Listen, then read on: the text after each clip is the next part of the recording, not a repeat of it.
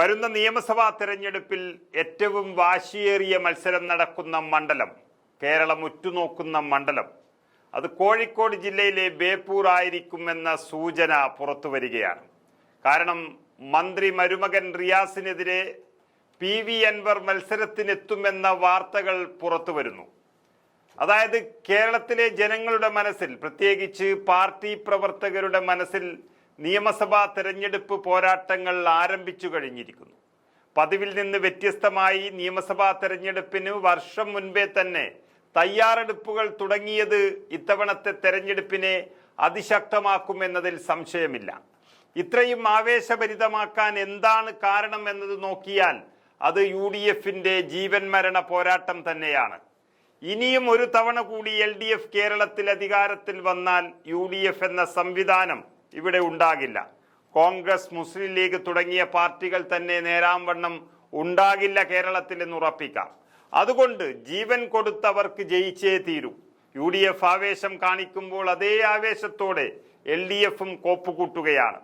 അതുകൊണ്ട് ഒരു പിടിവാശിയും തമ്മിൽ തല്ലുമില്ലാതെ പിണറായി വിരുദ്ധരെ എല്ലാം ഒന്നിപ്പിക്കുന്ന UDF നേതൃത്വത്തെയാണ് ഇപ്പോൾ കാണുന്നത്.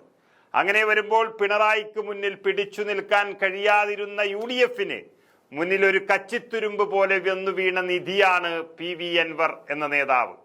മുഖ്യമന്ത്രിയുടെ തട്ടിപ്പും വെട്ടിപ്പും വെളിപ്പെടുത്തിക്കൊണ്ട് അതിൽ ജനസമൂഹത്തിന് മുന്നിൽ ഉയർത്തിക്കാണിച്ചു കൊണ്ടുവന്ന നേതാവ് രാജിവെച്ച് MLA പദം ഒഴിഞ്ഞ് മുന്നോട്ട് വന്നതോടെ LDF ഭരണം തന്നെ പ്രതിസന്ധിയിലായത് നമ്മൾ കണ്ടു.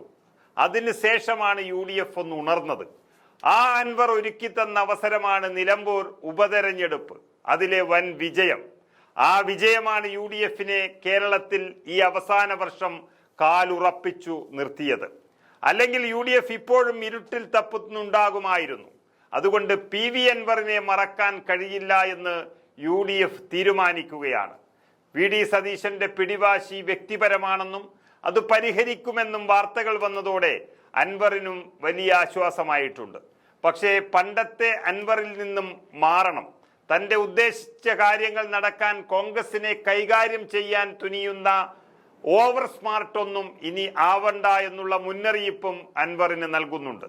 അങ്ങനെ വരുമ്പോൾ KK രമ MLA എല്ലാം UDFന്റെ ഭാഗമായതുപോലെ അൻവറും വലിയ പിടിവാശിയില്ലാതെ അൻവറും അൻവറിന്റെ പാർട്ടിയും UDFനൊപ്പം ചേരാനാണ് നീക്കം നടക്കുന്നത്. അപ്പോഴാണ് ബേപ്പൂരിൽ മത്സരിക്കാൻ UDF ആവശ്യപ്പെടുന്നതും അൻവർ അതിന് തയ്യാറാകുന്നതും. അങ്ങനെ PV അൻവർ, മുഹമ്മദ് റിയാസ് എന്ന മന്ത്രി പോരാട്ടത്തിന് തയ്യാറെടുക്കുകയാണ് ബേപ്പൂർ എന്ന ഇടതുമണ്ഡലം. ശരിക്കും പറഞ്ഞാൽ നിലമ്പൂർ തെരഞ്ഞെടുപ്പിൽ PV അൻവർ UDFുമായി തെറ്റിപ്പിരിഞ്ഞത് ആദർശം കൊണ്ടൊന്നുമല്ല. VS ജോയി എന്ന കോൺഗ്രസ് യുവനേതാവിനെ സ്ഥാനാർത്ഥിയാക്കാത്തത് കൊണ്ട് മാത്രമാണ്. കാരണം ആര് UDF സ്ഥാനാർത്ഥിയായാലും ജയിക്കുമെന്നുറപ്പിക്കുന്ന നിലമ്പൂർ ഉപതെരഞ്ഞെടുപ്പിൽ VS ജോയി ആണെങ്കിൽ 2026 ജോയിയെ തിരുവമ്പാടിയിലേക്ക് മാറ്റി അൻവറിന് വീണ്ടും നിലമ്പൂരിൽ സീറ്റ് ഉറപ്പിക്കാമെന്നാണ് അദ്ദേഹം വിചാരിച്ചത്. എന്നാൽ അത് പാളിപ്പോയപ്പോഴാണ് അൻവറിന്റെ സമനില തന്നെ തെറ്റിയതും. കാര്യങ്ങൾ പാടെ തകിടം മറിഞ്ഞുപോയി. എന്നാൽ എല്ലാം കയ്യിന്നു പോയ അൻവർ ഇപ്പോൾ UDFന്റെ ഭാഗമാകാൻ എന്തു മത്സരത്തിനും തയ്യാറാകും എന്നുറപ്പിക്കുന്നു. തിരുവമ്പാടിയും വേണ്ട, നിലമ്പൂരും വേണ്ട, ബേപ്പൂരിൽ മത്സരിച്ച് വിജയിക്കുമെന്ന ഉറച്ച തീരുമാനത്തിലേക്ക് എത്തുകയാണ് PV അൻവർ. അതിന് UDFന്റെ പിന്തുണ മാത്രമാണ് അദ്ദേഹം ആഗ്രഹിക്കുന്നത്. അത് നൽകാൻ UDF, പ്രത്യേകിച്ച് കോൺഗ്രസ് തയ്യാറാകുകയും ചെയ്യും. കാരണം 2021 ബേപ്പൂരിൽ മത്സരിച്ച KPCC general secretary PM Niyas 28,000-ലധികം വോട്ടിനാണ് CPMലെ റിയാസിനോട് തോറ്റ് തുന്നമ്പാടിയത്. ഇനിയും PM നിയാസിന് ആ സീറ്റ് കൊടുത്താൽ അത് തന്നെയാണ് UDFന്റെ അവസ്ഥ. ബേപ്പൂർ മണ്ഡലം എന്നല്ല, കേരളത്തിലെവിടെയും ജയസാധ്യത ലവലേശം പോലും ഇല്ലാത്തൊരു നേതാവാണ് PM നിയാസ് എന്ന് പാർട്ടി തന്നെ വിലയിരുത്തുന്നു. എന്നാൽ PV അൻവറിന് മത്സരിച്ച് ജയിക്കാൻ അറിയാം. അദ്ദേഹം ബേപ്പൂരിൽ ജയിക്കുകയും ചെയ്യും. അതോടൊപ്പം തന്നെ മുഹമ്മദ് റിയാസ് എന്ന മന്ത്രി ആ പാർട്ടിയിൽ നിന്നുള്ള എതിർപ്പ് അതിശക്തമായി നേരിടുകയാണ്.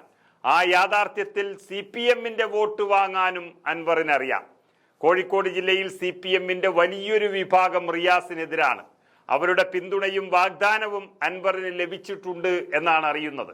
നമുക്കറിയാം, മുഖ്യമന്ത്രിയുടെ പൊളിറ്റിക്കൽ സെക്രട്ടറിയായി കോഴിക്കോട്ടെ ജനപ്രിയ CPM നേതാവ് മുൻ MLA പ്രദീപ് കുമാറിനെ നിയമിച്ചത് തന്നെ റിയാസിന്റെ തോന്നിയവാസം തടയാൻ കോഴിക്കോട്ടെ നേതൃത്വം ആലോചിച്ചെടുത്ത തീരുമാനമാണ്. അപ്പോൾ CPM-ലെ വലിയൊരു വിഭാഗവും റിയാസിനെ തോൽപ്പിക്കാൻ ആഗ്രഹിക്കുന്നു. അത് നിയാസിനൊന്നും കഴിയില്ല. അതിനാൽ അവർ PV അൻവറിനെ മനസ്സുകൊണ്ട് സ്വാഗതം ചെയ്യുകയാണ്. അതാണ് ബേപ്പൂരിൽ മത്സരിക്കാൻ ഞാൻ തയ്യാറാണെന്ന് അൻവർ അറിയിച്ചിരിക്കുന്നത്. ഇത് UDF-നെ സംബന്ധിച്ചിടത്തോളം ഒരു വലിയ കാര്യമാണ്. അവിടെയാണ് ഈ അനുനയ നീക്കം നടക്കാൻ പോകുന്നത്. കേരള രാഷ്ട്രീയത്തിൽ തന്നെ ഒരു പോരാളിയുടെ പരിവേഷമുള്ള PV അൻവറിന് മുന്നിൽ റിയാസിന് തോൽവി സമ്മതിക്കേണ്ടി വരും എന്നാണ് രാഷ്ട്രീയ നിരീക്ഷകന്മാരും പറയുന്നത്.